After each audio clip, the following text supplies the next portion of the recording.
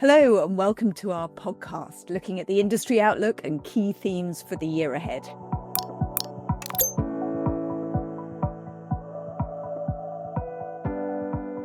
With me today, we have Dan Cooper, who is a news editor on money marketing. So welcome, Dan.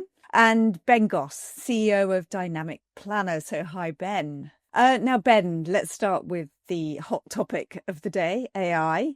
How do you see it shaping advisor businesses in the year ahead? Well, it is the hot topic. You're quite right, Sherry. But I think it's probably worth starting with what we know about the provision of financial advice and what we know about why clients take it in the first place. And they take it because they trust the advice that they're being given. They trust the advice technically, of course, but they trust the advice giver. They trust the advisor. And that is a fundamental. As human beings, we're wired to be thoughtful of risk. In fact, on average, we much prefer avoiding risk twice as much as we like seeing gains. So the idea that we will trust advice that comes from an advisor is really pretty fundamental in overcoming that natural inertia that most clients, most of us fundamentally, feel when it comes to investing or making long-term decisions with our money. Trust drives action. Without trust, it's a bit like the wind. If the wind doesn't blow, the leaves, the trees don't move, the sails don't billow. Without trust, there is no action. And whenever we think about what is the role of any technology, AI included, we start from a premise of the way that that people make decisions is that they make them based on trust. And principally, and it's not just in our country, it's true in Europe, it's true in the US, it's true around the world. Most wealth decisions are made with an advisor at some point in the loop. So that's our starting point. Since the birth of ChatGPT almost 3 years ago now, and that burst onto the scene, it's of course a huge topic of conversation, and there are already huge benefits that are being reaped from this generative AI technology, and we should absolutely talk about those. But I think at the heart of this is an opportunity to enhance the provision of trusted advice, to unlock trusted advice from advisors. Where are those opportunities? I think they're twofold. The first is to automate more of the drudgery, so to remove more of the kind of hard work, particularly pre and post the interaction, the advisor's interaction with a client. So we're seeing advisors adopt generative AI in order to write up meeting notes, in order to summarize meeting notes, in order to take data out of that kind of unstructured conversation and pull it into the fact find. So really shrinking the time that it takes to turn what is an unstructured conversation and technically an unstructured data set into something that can be useful and used in a more structured manner. And then we're really seeing it being used in reporting, right? To create reports faster, to be more to remove more of the hard work from creating outputs from the advice process. This only works though, Jerry, if you've got a really strong set of data, first of all, that you've got a set of data on which you trust your financial planning, whether that is data that is coming out of a CRM from your investment platforms, from the financial planning or advice process itself, and indeed from the client themselves. And without that data, AI cannot work. No automation can work, in fact. And, we've spent many years now, our asset risk model, we celebrated its 20th anniversary this year. So we've been bringing automation to the advice process for over 20 years. We've learned how to build models that, even in the case of our stochastic models, are repeatable, scalable, and explainable. And if you're going to automate anything in the advice process to make the advisor, to create capacity for the advisor to be, to deliver the thing that is uniquely human to them, i.e. trust, you need to automate in a way that is explainable and the way that is repeatable. And we've learned how to do that both with our asset risk model and with our financial planning rules. And in that, we have a huge success. If you take the kind of annual review or annual progress review, the annual suitability review process, when we started on this journey, that traditionally was taking 5 hours of advisor time. And we've shrunk that on average to 5 minutes, actually. The mean average is 5 minutes. We've automated that whole process of assessing the suitability, giving the client work that they can do on an app so that is not done in the meeting, analysing the risk of investments and the performance of investments automatically, so that's not done in the meeting, and bringing those things together, creating that match or non-match to assess suitability. We have automated all of that. So we've already taken hours down to minutes, and we're really excited about the potential for AI to shrink minutes to seconds. And that, we think, will give advisors and firms even more capacity back to spend time with clients to deliver, what only human advisors can do, which is the trust that breeds action to take action on your finances. Yeah, absolutely. I mean, Dan, anything you draw out in terms of how advisors are using AI, or indeed their attitudes towards it, how they're feeling about it? Are you still finding that a lot of people are very hands-off about it, or is there enthusiasm? I think there's a lot of enthusiasm for it. Yeah. Even over the last year or so, I've noticed more and more advisors being kind of more keen on implementing AI in some way into their business. And, as Ben rightly pointed out, a lot of that is, cutting down tasks that took hours into minutes, suitability reports, things like meeting notes and transcribing those. But I think there's still a lot of, we've spoken about trust already. I think there's a lot of trust issues still, it's fair to say. A lot of caution, a lot of skepticism. I think advisors see the benefit of it. They are using it daily, most of them. But there is this whole issue around trust. And I think the industry's been working really, really hard since, the RDR days, pre-RDR days, to kind of change perceptions of financial advice and to regain trust, in the profession. And I think there's a bit of concern that, yes, we're going to use AI for the as an assistant almost, to do some of the heavy lifting, but we don't fully trust it to do more. In case something goes wrong, in case it gets something spectacularly wrong, and undermines all that hard work that the industry's been doing to over the past sort of 12 or 13 years. So, yeah, on the whole, a lot of enthusiasm, a lot of excitement, but just a little bit of, we're a bit wary of, implementing it too quickly, and doing it beyond the tasks that we've mentioned. I mean, if I could just jump in there, I completely agree, Dan. I mean, you got to understand. So, a dynamic planner, we are reviewing for our customers we passed 100 billion of assets now being reviewed every month in Dynamic Planner.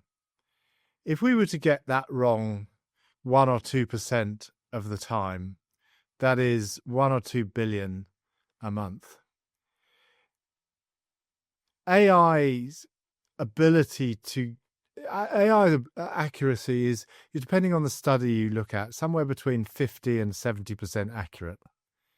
I mean, that doesn't even bear thinking about the level of inaccuracy that could be applied to clients' plans and advice. So 100%, Dan, we see exactly the same thing, which is this stuff has got its place as an assistant, removing some of the drudgery, but the advisor is still very much in the driving seat. It is the firm's responsibility to ensure that advice going out the door is accurate and suitable, and that very much remains. Yeah, I think the other thing that advisors are kind of starting to use it for is around spotting signs of client vulnerability.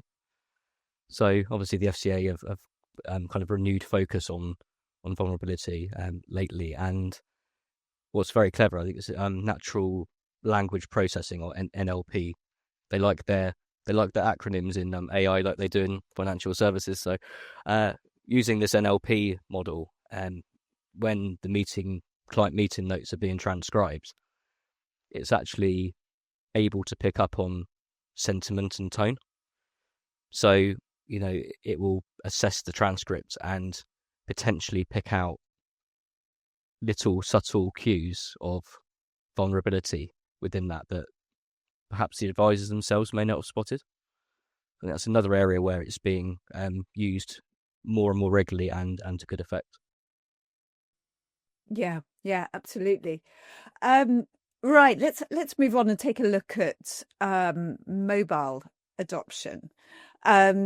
Ben, where are we with the use of financial planning apps, and how can you see that changing in the year ahead? Well, look, I think this is that I'd like to come on to that topic. I just want to talk about what Dan said, because I'm thinking about it, and I know, Dan, what you're talking about, the use of sentiment in these models, and it is very powerful. I don't think we're convinced that it is a great way of assessing vulnerability. I think it can absolutely pick up on sentiment, on underlying concerns, but there are more scientific ways of doing that. There are more robust, repeatable ways of doing that. And when you have a particular conversation with a client, which may or may not go into all of the different corners that one needs to assess vulnerability, so we see it as a positive, as an add, but in terms of actually assessing vulnerability on a comprehensive basis, or wellness as we like to call it, we developed a wellness questionnaire which is completed about 4,000 times a month, I think. So we're getting some great data, some great patterns on how end clients are feeling about their money, how confident they're feeling about their money, how confident they're feeling about their ability to manage their money. We think that, again, AI has a role to play as an additional layer, but it's not something one would want to rely on at this stage. The kind of science, the deterministic assessment, the scientific assessment of risk, of how somebody feels about things like sustainability, how they are viewing their wellness or their vulnerability, we think needs to meet the needs of the client, let alone the regulator. Quite a structured scientific approach on which one can absolutely layer additional information from definitely from the conversation. Sorry for to sure. just ask you one other question, Ben. I wrote recently about two advancements in AI in MCP, model context protocol, and Agentic model design, which is AMD protocol. Yeah. Do you think those two have the potential to kind of really enhance efficiency even more? Yeah, I mean, look, this is a fascinating area. I was in San Francisco 3 weeks ago for a week for a major conference, really focused on agentic AI. About 45,000 people from around the world. We had speakers from Salesforce. It was a big Salesforce conference primarily, but I was able to listen to Sundar Pichai speak, the CEO of Alphabet, CEO Michael Dell from Dell Computer spoke, so COO of OpenAI. So the great and the good from AI were there, and the talk was entirely of agentic AI and what the opportunities are there, and the idea that using MCP, that agents can talk to agents. And without doubt, there's a very exciting set of possibilities there. And my big takeaway from that conference was how much investment is going into making that dream more of a reality than it is today. I think all of these companies, us, and I'll include ourselves in this, are looking for the right use cases, the specific processes where this kind of technology can add value. We are building out our MCP layer as we speak on top of our open API, so we can see the great potential. We can see how much administration there is in the back office of an advice firm, and the opportunity to use agentic AI to cut short some of those processes. We absolutely can see that. So it's a significant opportunity. I think it is definitely one of those areas where one needs to find the specific use cases, the specific processes and scenarios where this technology could be used sufficiently accurately that it's not going to generate a lot of rework at the other end. I mean, if you listen to advisors or firms right now, rework is a real concern when using these models, and you don't want to generate more downstream effort. The idea is to cut that effort. So yeah, definitely excited by the possibilities, are preparing for that world and exploring specific processes that we think could add value in the short as well as the longer term. I wonder if we could circle back to a sort of more old school technology and look at mobile adoption, the use of financial planning apps. Ben, where are we with that? What are you anticipating in the year ahead? Yeah, I mean, look, we live in the era of the smartphone. Wealth advice is not immune from that. Even the over 65 spend more than an hour of their day on their phone. Our own app, Tram, has had tremendous usage. The oldest user of Tram is 86. She logs on twice a week. In the first week in April, April the 2nd, as Trump released his tariffs on Liberation Day, we saw usage of Tram spike. It's a fantastic way, Cherry, of building reassurance and extending the trust that financial advisors provide on a mobile.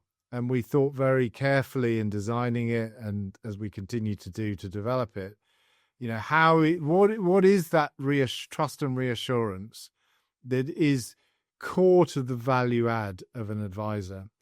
Is it, being able to trade or trade crypto? We don't think so. We think it's really around the tracking of where a client is on their plan, and Tram allows you to track both. Are you on track financially towards your goals if you set those in your cash flow plan? But it also allows you to track your risk. On Liberation Day, the most used part of Tram was the global map, as people began to look at where the tariffs were and where their portfolio was. And again, enabling advisors to add value, even when they're not in the room, incredibly powerful. And the average actually is just over twice a week for users to log on to Tram. Logging on to Tram as a smartphone app is just so much more easy than logging onto a portal, because you're using biometrics, and we're all much more comfortable having a more intimate relationship with our phone than with a web browser, and that we're seeing as well. So the smartphone era is here. The ability to deliver trust and reassurance through a well-designed app with great personalized content is part of that. I mean, people that we will come on, I'm sure, to talk about some of the changes in regulation and the ability to use content, more targeted content, with clients. But again, the smartphone is a fantastic channel to communicate with clients, whether that is the day-to-day communication of secure communication and messaging, or whether it is actually helping educate the client, providing articles, helping them engage in their financial plan and their financial planning and their financial lives really, really easily and in a personalized way. Dan, I have a sense that some advisors have been very nervous about giving their clients that sort of power, that they'll be checking their SIP every day and then saying, every time there's a wobble in markets, they'll be saying, "Oh no, I need to sell everything." A phone call, yes, yeah. Do you think that's probably over, and actually you're seeing more advisors embracing this kind of thing? Yeah, I do think so. A bit like AI, that there's nervousness around AI still, but excuse me, with the financial planning apps, I think everyone recognizes that, as Ben said, we are in a smartphone era. Everyone's glued to their phones, even the over 65s, which I was quite surprised to hear. And yeah, people want access to things now. We live in a very instant world where convenience trumps all things, really. I think if you have an app like Tram, where you can see, almost your entire financial plan in one place, not only does that help the consumer and deliver good outcomes for the consumer, which of course is key, but it also means that everything's in one place for the advisor. So, record keeping and suitability documentation and all of these things that, if it's in one place, it from an advisor's point of view, I think, having clean, kind of structured digital records, having it all in one place, it means fewer headaches when the FCA come knocking. I think from a compliance point of view, it's a lot better, yeah. And I mean, have either of you seen any evidence that it is leading to alternative service models? So, that say you've got older people, and they can, and advisors can engage their children, so the next generation, through the use of kind of mobile apps and that kind of thing. I mean, Ben, do you see that? Is that more of a thing for the future? I think every client counts, right? And I think you put your finger, Sherry, on the issue, which is that for many advice firms, they have their own, let's call it, advice gap. Now that might be the next generation. It might be the children or grandchildren of my current clients. It might be those who've got smaller pots. And absolutely, smartphone technology apps provide a much lower cost to serve. You're both quite right that there was a fear. I remember when we introduced Tram that, oh gosh, isn't this going to just generate lots of phone calls for me? But actually it does the reverse, and it's still a little too early to come out with some really good stats on this, but it's one of the things that we're measuring. But anecdotally, we can absolutely see that actually this is generating deeper engagement with the firm, but fewer calls. People were not calling up on Liberation Day saying, "What's the value of my portfolio, and how much of my money is invested in China, which has now got 100% tariffs or whatever it was." They were looking at the app, and that is the way the world is going. We're all being trained to look for data and reassurance on our app. So, directionally, we think that this is an incredibly powerful tool for advisors to use with clients. Their core clients. In fact, before this podcast, I was just chatting to one of the team. He's been supporting a advisor who's a new advisor, and I'm guessing he's slightly younger.